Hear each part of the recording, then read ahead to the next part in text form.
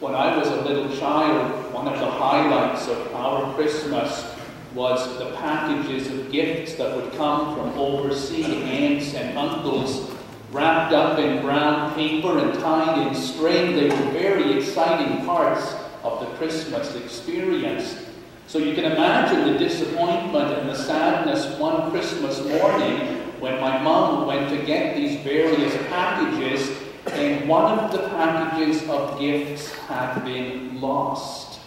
And it was the one from that aunt and uncle who always got the very best gifts. So we were a little bit disappointed at the thought of a lost gift. We knew it was somewhere in the house, but my parents had to hide their gifts really, really well because I had a little tendency to snoop around for them. We were sad, but as sad as we were, you can imagine the joy that we all felt on that dark, grey February day when I got back from school and my mum said, "Guess what? The lost gift has been found." And we set it out on the kitchen table and gathered around and opened it up, and we experienced the joy of Christmas all over again with that lost gift. I know that you have all lost gifts in your lives and searched frantically on Christmas morning saying, "I know I bought it, where is it?" And hopefully you have all found that which was lost. You can understand the feelings then of Mary and Joseph when they lost Jesus.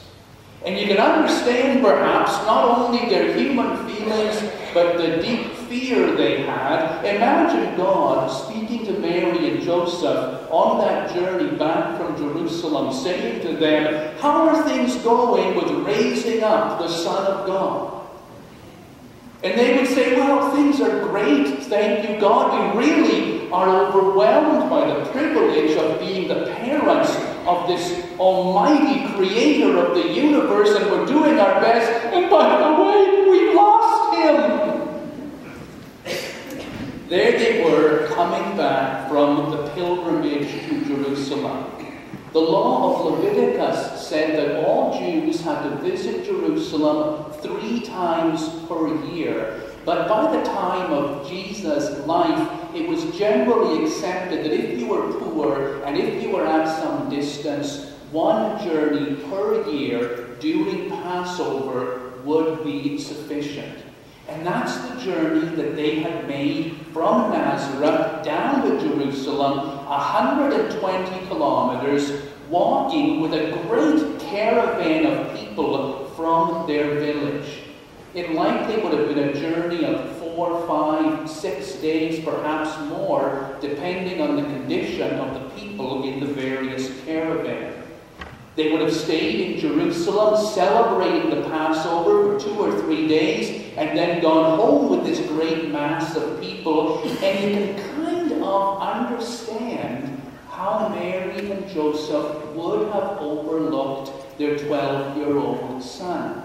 He would have been outgoing and gregarious and surrounded by cousins, and they assumed that he was with some other bunch of people when they left.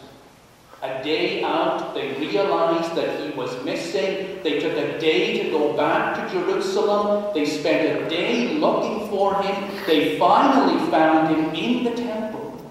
And of course, what they found in the temple is one of those scenes of the New Testament that sticks in our heads with great power. All of the high priests, the teachers, or the didaskalon, sitting in a circle with their gray beards and their depth of lifelong wisdom, and there in the middle of the circle, the 12-year-old boy, asking them questions and listening to the answers which they gave, and then they would ask him questions, and they were amazed at the answers he gave, and they recognized that the favor of God, or the charisma of God, was resting upon this little child. Now, I want you to know something. When Jesus was there talking to those didaskalon, he wasn't amazing them or overwhelming them with his wisdom because he was God. Remember what Paul says in Philippians 2:7, that when Jesus became human, he emptied himself of his God-like nature.